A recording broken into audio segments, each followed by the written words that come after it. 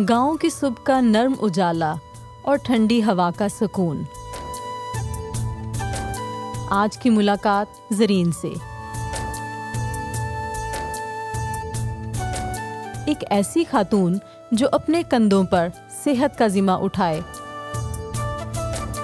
दरवाजे से दरवाजे तक हर खानदान के लिए महफूज कल का पैगाम देती है।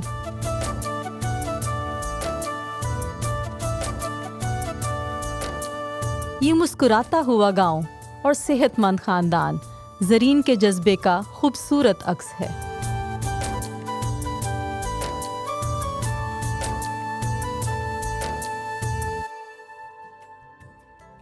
हरियाली से भरे खेत और खुले आसमान के नीचे मेहनत करते लोग। मेरा नाम है सुनीता और आज की मुलाकात है ज़रीन के साथ। ज़रीन इस गांव की बहुत बहादुर और मेहनती खतून है। वो इस गांव में हेल्थ वर्कर यानी सेहतकार के तौर पर अपनी खिदमात सर अंजाम दे रही हैं और बहुत से लोग उनकी खिदमात से फैज़याब हो रहे हैं। ज़रीन दिन रात मेहनत कर रही हैं और अपने बच्चों की अच्छी तालीम और तरबियत को मुमकिन बना रही हैं। बिल्कुल उसी तरह जिस तरह हम चिरागदान की तमसील में सीखते हैं कि चिराग जलाकर पलंग के नीचे नहीं रखा जाता बल्कि चिरागदान पे रखा जाता है ताकि उसकी रोशनी पूरे घराने तक पहुंचे। इसी तरह ज़रीन भी अपने ख़ानदान के लिए रोशनी का सबब है। आइए चलते हैं और जानते हैं ज़रीन के बारे में।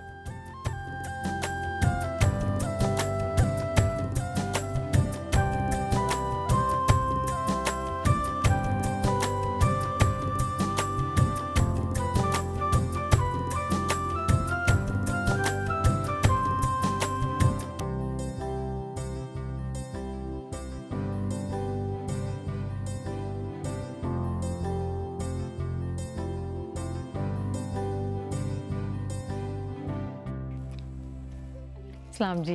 सलाम जी। कैसी हैं ज़रीन आप? हाँ जी ठीक है, बिल्कुल। आप सुनाए ठीक हो? मैं भी ठीक। बहुत अच्छा लगा आपसे मिलके।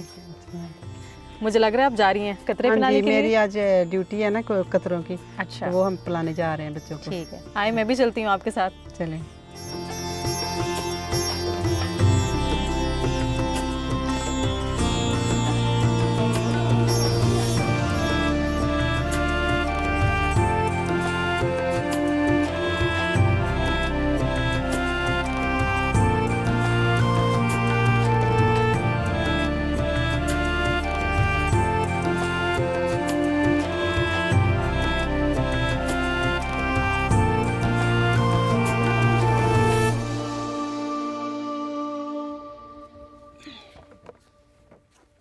कैसी गुजरी है ज़िंदगी आपकी? बहुत शुक्र है खुदा का। हर दिन अच्छा होता है जब हम खुदा को याद करके चलते हैं। बिल्कुल। हाँ, अच्छा है, बहुत अच्छी गुजर रही है। क्या मसरूफियत है आजकल? आजकल हमारी यही मसरूफियत है कि ये 4 माह होते हैं ना, इसमें पोलियो लगातार आता है ना, तो सबसे ज़्यादा ये हमारी मसरूफियत होती है।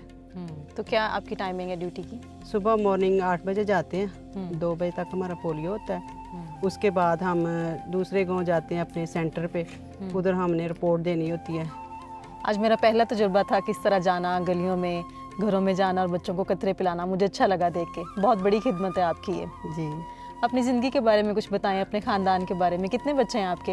हाँ, मेरे 4 बच्चे हैं, 3 बेटे हैं तो 1 बेटी है। अच्छा। हाँ, बेटे बड़े हैं, बेटी लास्ट में।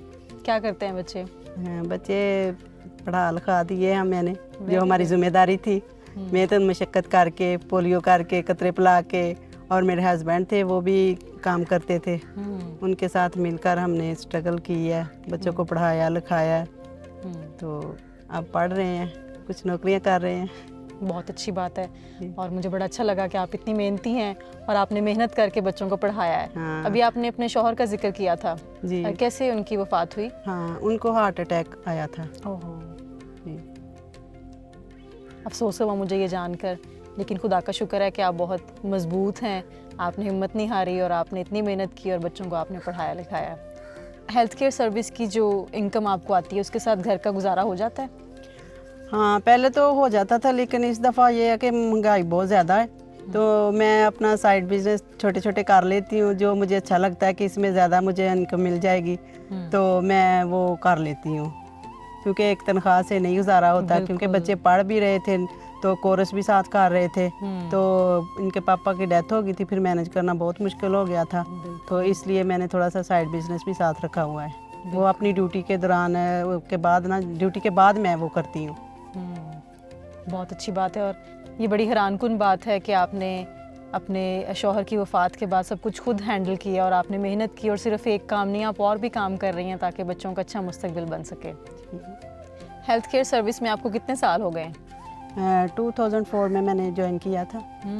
तो अब जब हम लगे थे ना, पहले हम स्टार्ट किया था काम, तो उस वक्त मेरी पे थी 300 रुपया पोलियो की। अच्छा। तो मेरी जो महाना सैलरी थी वो 1500 रुपया था जी। तो मैंने हिम्मत नहीं हारी। लोग गांव वाले तो गांव में पूरे गांव में मैं अकेली थी। अच्छा। 2004 में ना मैं अकेली थी जॉब कर रही। तो मैंने हिम्मत नहीं हारी। सारे लोग कहने लगे कि ये वो क्या काम है, हर घर में जाना, कुंडियाँ खड़काना, तो गली गली में फिरना। मैंने कहा कोई बात नहीं, हाथ फैलाने से बेहतर है कि अपनी मेहनत कर ले। बिल्कुल सही कहा आपने, मेहनत कर ली जाए ये बेहतर है। हाँ जी। और आप बड़ी हिम्मत की बात है गांव में रहते हुए इस तरह अकेले, और इसके अलावा लोगों के घरों में जाना और हर घर में जाके बच्चों को कतरे पिलाना। कैसा रवैया होता है लोगों का आपके साथ? आई थिंक पहले तो ये रवैया बहुत ख़राब था स्टार्ट में, क्योंकि जब हम जाते थे ना तो कोई इधर अवेयरनेस नहीं थी।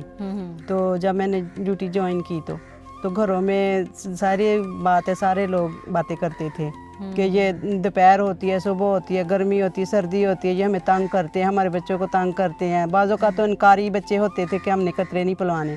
फिर ईपीआई का हम साथ काम करते हैं, वो इंजेक्शन नहीं लगाया करते थे। अच्छा। लेकिन पहले से तो अब बहुत बेहतर है कि सारे लोग कोऑपरेट करते हैं, इंजेक्शन भी लगवाते हैं, प्रेग्नेंट औरतों को भी लगवाते हैं। तो काफ़ी हद तक बेहतर काम हो गया है। चलेंगे तो अच्छी बात है कि लोगों में अवेयरनेस आ गई है। आपने जिक्र किया कि आप घर के अखराजात पूरे करने के लिए और भी छोटे छोटे काम करती रहती हैं जी। तो ऐसा क्या है इस काम में कि आपने इसी को चुने और आप इतने अरसे से ये कर रही हैं? एक तो बाजी ये खुदा की देन होती है कि जो भी जॉब या कोई हीला वसीला खुदा ने बनाना होता है। तो एक तो ये है कि लोगों की खिदमत हो रही है, बच्चों की खिदमत हो रही है। तो दूसरा है कि जब मेरी शादी हुई थी तो मेरा बेटा पैदा हुआ, तो हमारे घर में कतरों वाले आए, तो उन्होंने ना मेरे बेटे का नाम नहीं सही लिखा था। अच्छा। तो वो कहने लगे, उसी वक्त ना ये क्या कहते हैं ओपन हुई थी हेल्थ वर्करों की ना जॉब। जी जी। तो मैंने कहा कि आपने भाई हमारे बच्चे का नाम गलत लिख दिया है, क्योंकि अभी लिख दिया गलत तो फिर सारा ही कागजों पे गलती चलेगा। तो वो कहने लगे कि आप पढ़े हो? मैंने कहा हाँ मैं पढ़ी हूँ। तो उन्होंने कहा कि अगर आपको जॉब दे दे, तो रियल में भी ऐसे ही है, मैं बता रही हूँ आपको। तो मैंने कहा चलो दे दो, कोई बात नहीं, मैं कर लूँगी। तो ऐसे फिर उन्होंने मेरी सारे कागजात जमा करवाए, इंटरव्यू उन्होंने मेरे घर में ले लिया। अच्छा। तो उन्होंने मेरे कागजात जमा करवाए, उन्होंने मुझे नौकरी पे रखाया। वाह, बहुत अच्छा लगा मुझे कि आप इसको खिदमत समझ के कर रही हैं कि बच्चों को अगर ये पोलियो के कतरे नहीं मिलेंगे तो उन्हें बहुत बड़ी बीमारियां लग सकती हैं, और आप इसको खिदमत समझ के कर रहे हैं। ये बहुत अच्छी बात है। आपने जिक्र किया कि लोगों में पहले अवेयरनेस नहीं थी इस काम की, तो आपने क्या किरदार अदा किया लोगों को अवेयर करने में इस बारे में? मैंने जाके बताया कि ये वैक्सीन जो है ना बहुत अच्छी है पोलियो की, तो कि इससे बच्चा फालज नहीं होता, पाँच नहीं होता बच्चा। अगर बड़ा बुखार चढ़ जाए तो ये वैक्सीन पी होगी तो फिर ये बच्चे को फालज नहीं होगा, पोलियो नहीं होगा। क्योंकि ये देहाती लोग हैं, इनको फिर मैं सादा अल्फाजों में बताया करती थी, तो ये फिर समझ गए, तो अब कोऑपरेट करते हैं हमारे साथ। इसका मतलब है आप बहुत सारे लोगों के लिए रोशनी का सबब बनी है। जी बाजी। अच्छा, मुझे बताएं, जब बच्चे घर में नहीं होते हैं तो फिर आप क्या करती हैं, कैसे उन तक पहुंचती हैं कतरे पिलाने के लिए? हाँ, जब हम घर में जाते हैं ना तो देखा ना कि एक बच्चा मिल गया और एक बच्चा एब्सेंट है, फिर वो हम शीट के ऊपर लिख लेते हैं। अच्छा। तो सेकंड विजिट में हम उसको फिर टच करते हैं। अगर फिर भी ना मिले कि वो खेतों में चला गया या भट्ठे में चला गया, मेहनत मजदूरी के साथ माँ बाप के साथ चला गया, तो फिर हम भट्ठों में चले जाते, खेतों में चले जाते हैं। अच्छा। जब तक वो बच्चा मिल नहीं जाता, 2 ड्रॉप्स हम उसके मुंह में डाल नहीं देते, तब तक हमारी जान नहीं छूटती। वाह, ये तो बहुत बड़ी जिम्मेदारी है जिसको आप पूरा कर रहे हैं। जी। कभी ऐसे हुआ है कि बच्चा रोने लग जाए और वो कि मैंने नहीं पीने कतरे, फिर क्या करते हैं? हम तो उसे लुटा के पकड़ के जोर से हमने पिला देने होते हैं। अच्छा। उसके मुंह में डालने होते हैं। ज़ाहिर है बच्चे हैं, उनको तो नहीं पता है कि उनको नहीं पता ना इसकी क्या अहमियत है। जी बिल्कुल। आपके शौहर जब हयात थे कैसी जिंदगी गुजर रही थी उनके साथ? बहुत अच्छी गुजर रही थी, वो बहुत मेरा ख्याल करते थे, मैं उनका ख्याल करती थी, बहुत अच्छी ज़िंदगी गुजर रही थी हमारी। और किस तरह आप दोनों ने मिलके बच्चों को पढ़ाया उस हाँ, वक्त में? उस वक्त में हमने मिलकर बच्चों को पढ़ाया, मिलके हम, मेरी जॉब में उसका बहुत उनका हाथ है, क्योंकि वो मुझे पहले छोड़ के आया करते थे जब ट्रेनिंग होती थी हमारी ना, तो वो मुझे छोड़ के फिर वो अपने ड्यूटी पे जाया करते थे। तो उनके जाने के बाद आपने कैसे मैनेज किया सब चीज़ों को? ये तो आपको पता ही है कि उनके जाने के बाद एकदम से हालात बहुत ख़राब हो गए थे। तो फिर आस्ता आस्ता बच्चे उस वक़्त हमारे जो थे वो कर रहे थे, कोर्स कर रहे थे बड़े बेटे। तो उसके बाद जब कोर्स कंप्लीट हुए तो फिर बच्चे मेरे साथ स्टैंड खड़े हो गए।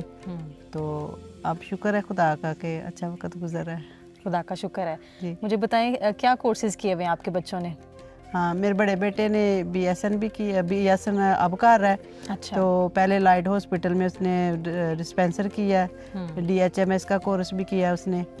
तो उससे छोटा जो है उसने OT टेक्नीशियन का कोर्स किया है। अब वो जॉब कर रहा है वाह। इस्लामाबाद में। अच्छा। और सबसे छोटे वाला? सबसे छोटे वाला उसने फोटोग्राफी अच्छा का कोर्स किया है और अब हमने उसको स्टूडियो बना के दिया है। अरे वाह। जी। तो बेटी इसको हॉस्टल में दाखिल करवाई है, क्योंकि बेटे घर में नहीं थे तो मैं भी घर में अकेली थी। तो फिर उसको घर में मैनेज करना बहुत मुश्किल हो गया था कि मैं ड्यूटी पे जाया करती थी, वो घर में अकेली रहती थी। तो फिर मैंने सोचा कि इसको हॉस्टल में दाखिल करवा देती हूँ। फिर मुझे परेशानी होती थी कि वो क्या कर रही, घर में अकेली है। तो फिर मैंने उसको हॉस्टल में दाखिल करवा दिया ताकि उसकी स्टडी जारी रहे, अच्छे से पढ़ लिख ले। बहुत अच्छी बात है। मेरे लिए बहुत हैरानकुन बात है कि आपने अपने शौहर के जाने के बाद भी सारे अखराजात को पूरा किया, आपने मेहनत की और बच्चों को पढ़ाया लिखाया। आप रुकी नहीं, आपने हिम्मत नहीं हारी, बल्कि बड़ी दलेरी के साथ आपने इस वक्त का सामना किया। अपने बच्चों के लिए भी आप सहारा बनी, उनके अखराजात भी पूरे किए और उनकी तलीम व तरबियत को भी आपने जारी रखा। अगर बाजी मैं ये स्टॉप कर देती तो मेरे ख्वाब जो थे ना वो पूरे नहीं होने थे। बिल्कुल सही बात है। जो मैंने सोचा था कि मेरे बड़े बेटे को मैंने पहले से ही तैयार किया हुआ था, उसके ज़हन में डाला हुआ था कि आपने डॉक्टर बनना है। तो फिर उसका ख्वाब जो था ना वो अधूरा रह जाना था, मेरा भी अधूरा रह जाना था, उसका भी अधूरा रह जाना था। बिल्कुल। ये बड़ी हिम्मत की बात है कि अपने शौहर के जाने के बाद भी आपने अपने बच्चों को एडवांस स्टडीज़ दिलवाई। जैसे आप गांव में रहती हैं, बड़ी हिम्मत की बात है। ऐसे भी हो सकता था कि आप अपने बच्चों को कहती कि बस यही है सब कुछ, थोड़ा बहुत पढ़ लिख जाओ और नौकरियां करो, मेरी मदद करो, लेकिन आपने ऐसा नहीं किया। आपने उनके लिए सब कुछ किया और उनको इतनी एडवांस स्टडी, जैसे आप बता रही हैं, आपने बेटे को OT करवाया, BSN करवाया, बेटी भी अभी आपकी पढ़ रही है, बेटे को आपने फोटोग्राफी सिखाई। तो मैं बहुत मुतासिर हुई हूँ आपकी ज़िंदगी से कि आपने इतनी मुश्किलात को फेस किया और फिर भी आपने अपने बच्चों को इस मुकाम तक पहुँचाया है। बस आप बहुत हिम्मत वाली हैं वाकई। आपकी स्टोरी सुन के मैं बहुत इनकरेज हुई हूँ। खुदा ऐसे आपको हिम्मत दिए रखे और खुदा आगे आपके साथ है, जिसने ये सारे कामों में आपकी मदद की है, आपको अकेला नहीं छोड़ा किसी भी वक्त में।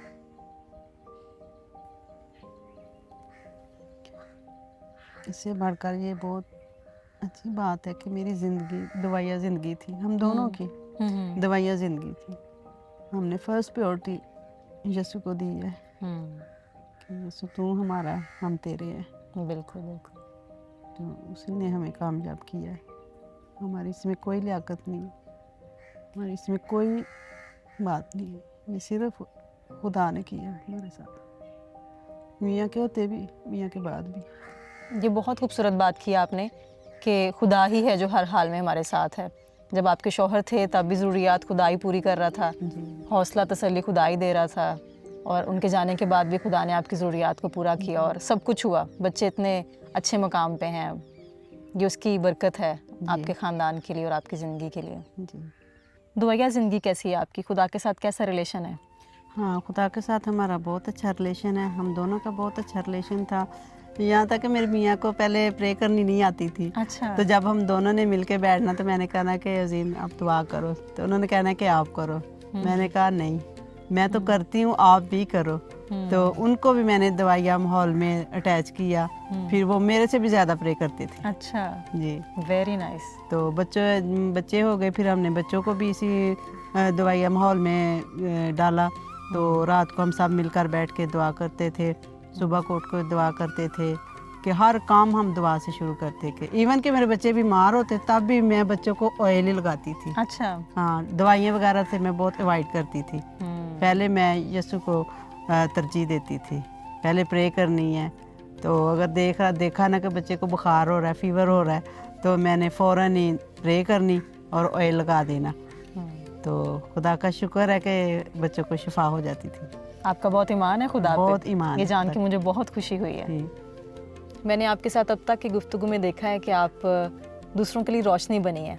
आप एक अच्छी माँ हैं, अपने बच्चों की इतनी अच्छी तरबियत की, आपने मेहनत की, उनको इतने अच्छे मुकाम पे आप लेकर आई, और आप एक अच्छी बीवी भी हैं। अभी आपने बताया कि आपके वसीला से आपके शौहर ने दुआ करना सीखा, जी। तो आप उनके लिए भी एक रोशनी बनी, उनको आप खुदा के करीब लेकर आई, और अपने गांव के लोगों के लिए भी आप एक रोशनी साबित हुई हैं, उनकी मदद कर रही हैं, उनकी खिदमत कर रही हैं। तो मुझे चिरागदान की तमसील याद आ रही है, जिसमें हम सीखते हैं कि चिराग को जला के पलंग के नीचे नहीं रखा जाता, बल्कि चिरागदान पे रखा जाता है ताकि उसकी रोशनी पूरे घराने तक पहुँचे।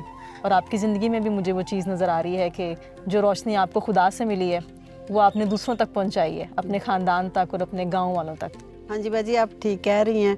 जो खुदा ने मुझे हुनर दिया था मैंने दूसरों तक पहुँचाया, तो अब मैंने दूसरे को जाना है, बच्चों को कतरे पिलाने। तो चलें जी।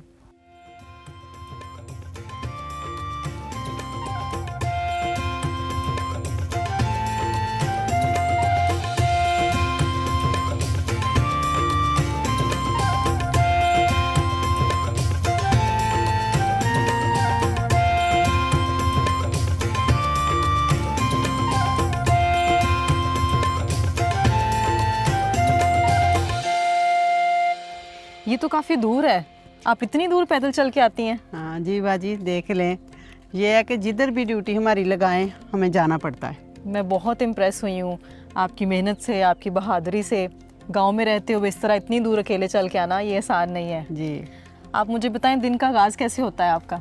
पोलियो के दौरान हमारा दिन का आगाज़ ऐसे होता है कि हम रात को ही अपना कूलर वगैरह, अपनी शीट वगैरह तैयार करके रखते हैं। तो सुबह 5 बजे मैं उठती हूँ, पहले प्रे करती हूँ, फिर बच्चों के लिए नाश्ता तैयार करती हूँ, फिर नाश्ता करवा के फिर 6:30-7 बजे तक हमने सेंटर जाना होता है। उधर से हमने वैक्सीन लेनी होती है, वैक्सीन लेके अपनी रोल कॉल लगा के फिर हमने फील्ड में जाना होता है। अच्छा। तो फिर हमने कतरे स्टार्ट कर देने होते हैं। ठीक है, तो कितने बजे फ्री हो जाती हैं? हाँ, 2 बजे हम फ्री हो जाते हैं। अच्छा, उसके बाद घर आके फिर क्या रूटीन होती है? 2 बजे के बाद हम अपने सेंटर फिर जाते हैं। फिर जो सारा दिन की हमारी रिपोर्ट होती है वो जाके हमने अपने यूसीएमओ को, एरिया इंचार्ज को देनी होती है।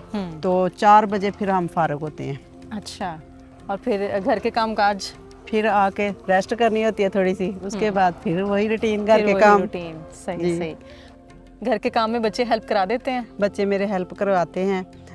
जब हमने ड्यूटी पे जाना होता है हम सारे अपने हिस्से के काम कर लेते हैं, बांट लेते हैं ना कि जिसने ये करना है, इसने ये करना है। तो फिर हमारा काम जल्दी हो जाता है। फिर वो स्कूल चले जाते थे और मैं ड्यूटी पे चले जाती। ये बहुत अच्छी बात है, क्योंकि अब सब मसरूफ हैं, आपकी भी जॉब है, बच्चे भी पढ़ते हैं, तो सब मिलके काम करें तो फिर जल्दी हो जाता है। जी। इवन के कपड़े भी मेरे साथ वॉश करवा देते हैं। अच्छा, ये तो बहुत अच्छी बात है, आपके लिए फिर आसानी हो जाती है, थोड़ा आराम करने का वक्त भी मिल जाता होगा आपको। आपके साथ जो मेरी गुफ्तगू हुई, पहले आपने मुझे बताया कि बहुत सी मुश्किलात आपने अपनी ज़िंदगी में देखी हैं, अकेले आपने अपने शौहर के बगैर बच्चों को पढ़ाया और बहुत कुछ फेस किया गांव में रहते हुए। उस सारे वक्त में कौन सी ऐसी बात थी जिससे आपको तसल्ली मिली? तसल्ली ये मिली, पहले तो तसल्ली मिलती नहीं थी। जब मेरे हस्बैंड की डेथ हुई है ना, पहले तो तसल्ली मिलती नहीं। फिर मैंने प्रे की, मैंने खुद आया, अगर तूने अजीम को ले ही लिया है तो फिर मुझे तसल्ली भी दे दे, मुझ में हिम्मत भी पैदा कर, मेरे से अकेला नहीं रहा जाता था। तो फिर मैंने प्रे की, तो मेरे यस्सु ने मुझे तसल्ली दी, सब्र दिया, हिम्मत दी। आपने बिल्कुल ठीक कहा, तसल्ली सिर्फ और सिर्फ खुदा की तरफ से आती है। कितने साल हो गए आपको इस गांव में रहते हुए? मुझे 20-25 साल हो गए। 20-25 साल, काफ़ी लंबा अरसा है जी। तो क्या खासियत है इस गांव की? इस गांव में तालीम अच्छी है, तो हॉस्पिटल भी है। अच्छा, तो ज़रूरत की हर चीज़ मिल जाती है इधर। आपको भी मौका मिला पढ़ने का? जी, मौका मिला था। कहाँ तक पढ़े? मैट्रिक तक। मैट्रिक तक जी। इससे आगे भी पढ़ने का शौक था? शौक तो था, लेकिन वालिदैन ने शादी कर दी। अच्छा अच्छा जी। तो क्या ख्वाब था आपका कि क्या बनूं? ख्वाब तो पहले बहुत होते हैं हम्म। कि टीचर बनूं, सिस्टर बनूं या स्टाफ बनूं। तो अगर मेरे ख्वाब अधूरे हैं तो मैंने बच्चों के ख्वाब पूरे कर दिए। ये बहुत प्यारी बात की आपने कि जो ख्वाब आप अपने लिए पूरे नहीं कर सकी वो आपने बच्चों में पूरे किए हैं। जी कभी शहर जाने का सोचा आपने? हाँ, शहर जाने का दिल करता है। अच्छा। तो अब हम सोच रहे हैं कि सारे बच्चे जब जॉब पे सेटल हो जाएंगे तो फिर हम शहर जाएंगे। ठीक है। शहर और गांव की ज़िंदगी में क्या फ़र्क लगता है आपको? गांव में ये होता है कि गांव में वो सहूलियत नहीं होती जो शहर में होती है, क्योंकि ग्रेजुएशन में बहुत मसले आते हैं बच्चियों के लिए खासकर। जी। तो मेरी ख्वाहिश है कि जब ये मैट्रिक क्लियर कर ले तो फिर हम कहीं शहर जाएं। बच्ची की एजुकेशन के लिए। जी बिल्कुल, बहुत अच्छी सोच है आपकी। खुदा करे कैसा मुमकिन हो आप शहर जा सकें और अपनी बेटी को आप बेहतर यूनिवर्सिटी, बेहतर कॉलेज में आप उनको दाखिला दिलवा सकें। हाँ जी। कितनी दूर है और? बस थोड़ा बस आ गया।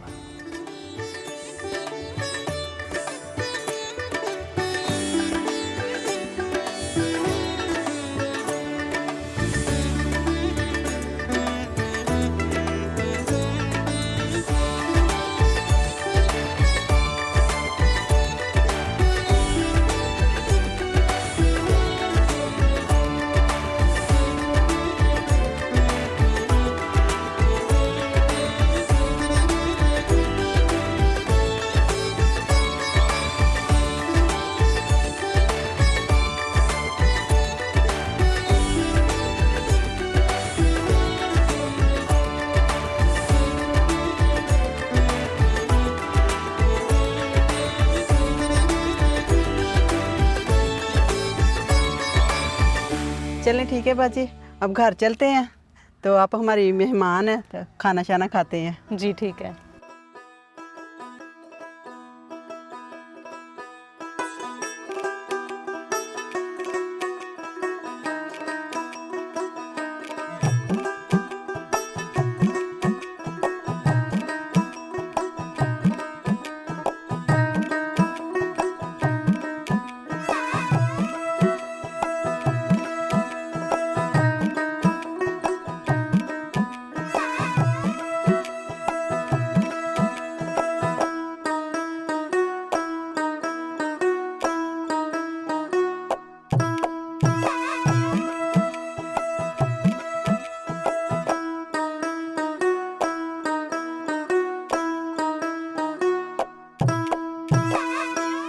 बहुत प्यारी खुशबू आ रही है साग की।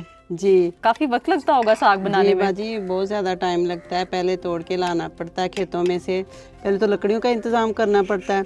शहरों में तो जो बनाते हैं उधर तो गैस वगैरह होती है तो इजी बन जाता है, लेकिन गांव में आग जला के तो फिर बनाना पड़ता है। जी, ये खासा मुश्किल काम है, लेकिन ये कि जब एक बार बन जाता है फिर मज़ा बहुत आता है खाने बहुत का। मज़ा आता है। मुझे खुद बहुत पसंद है साग। जी।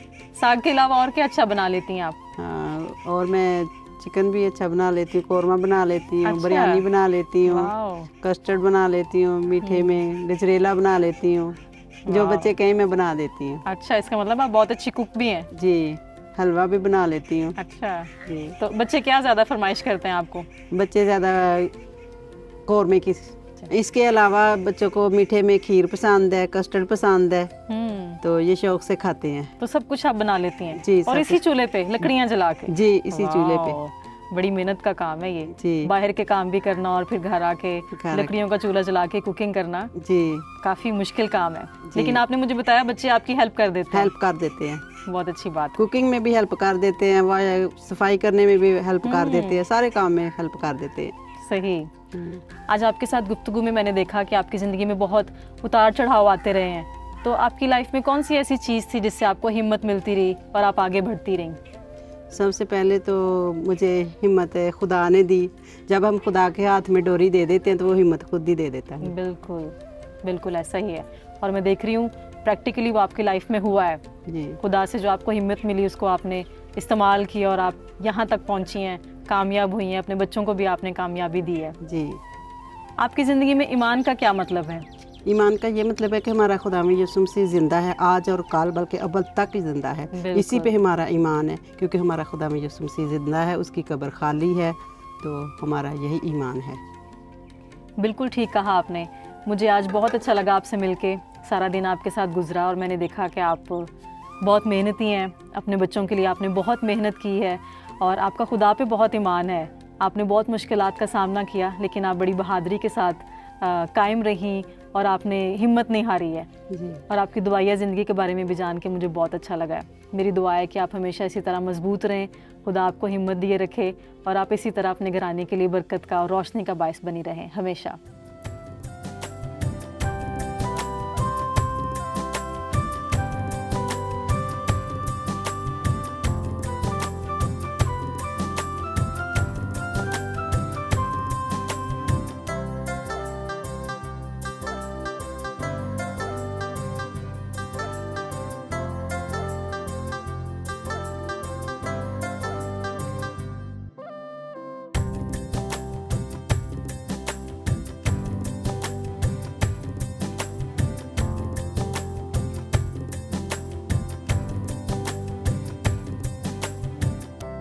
आज की मुलाकात ज़रीन के साथ बहुत ही हसीन रही। इस मुलाकात में हमने जाना कि किस तरह ज़रीन हिम्मत ना हारते हुए अपने बच्चों के लिए मजबूत सहारा बने हुए है। आज पोलियो के कतरे बहुत से बच्चों तक लेके जाना मेरे लिए एक नया तजुर्बा था। ज़रीन अपने घर वालों के लिए और अपने इलाक़ाई मौकीन के लिए वही चिराग साबित हुई जिसे जलाकर चिरागदान पर रखा गया और वो बहुत से लोगों के लिए रोशनी का सबब बना। हमें भी चाहिए कि हम अपनी ज़िंदगी में दूसरों के लिए मददगार साबित हों, ताकि हम भी उस चिराग की तरह दूसरों की ज़िंदगी में रोशनी का सबब बने। अगर आप भी चाहते हैं कि हम आपके गांव आएँ और आपकी कहानी दूसरों तक पहुंचाएं, तो आप हमारे साथ राब्ता करें हमारे फेसबुक पेज पाक 7 पे। आपसे फिर मिलेंगे एक नई मुलाकात के साथ। तब तक के लिए खुदा हाफिज़।